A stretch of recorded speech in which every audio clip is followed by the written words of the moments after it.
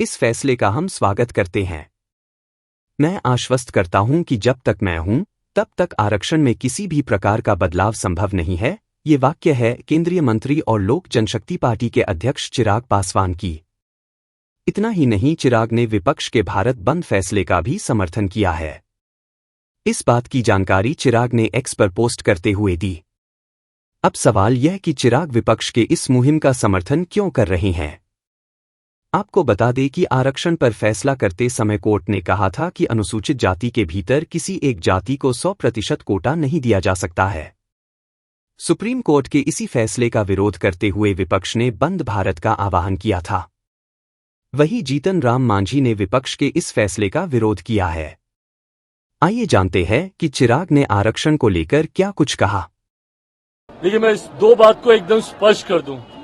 अगर किसी भी एक विषय को उदाहरण के तौर पर दिखाकर अगर सरकार की नीयत पे सवाल उठाया जाएगा, तो आज की तारीख में सरकार का अंग होने के नाते मैं इस बात को स्पष्ट कर दूं, हेड ऑफ द गवर्नमेंट मेरे प्रधानमंत्री हैं और प्रधानमंत्री जी की सोच कतई आरक्षण विरोधी नहीं हो सकती।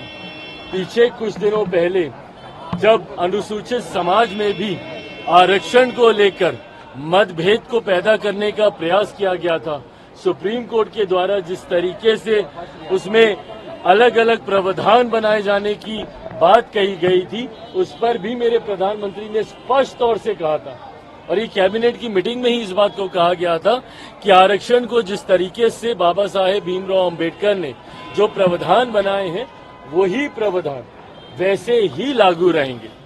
आज जिसका आप जिक्र कर रहे हैं, दूसरी बात ये, पहली बात तो सरकार की सोच पूरी तरीके से आरक्षण के समर्थन में है, प्रधानमंत्री जी की सोच आरक्षण के समर्थन में है। दूसरी बात, मैं और मेरी पार्टी कतई सहमत नहीं है।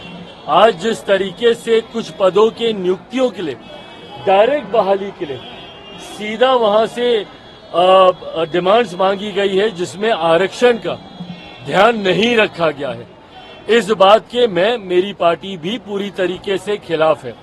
सरकार का अंग होने के नाते सरकार के उचित प्लेटफॉर्म पे इस कंसर्न को मेरी पार्टी की तरफ से हम लोगों ने भी दर्ज कराया है। आने वाले दिनों में भी इसके ऊपर मजबूत आवाज हम लोगों की तरफ से उठाई जाएगी। कोई भी सरकारी पद की नियुक्ति अगर निकलती है तो उसमें आरक्षण के प्रावधानों का ध्यान रखा जाना जरूरी है।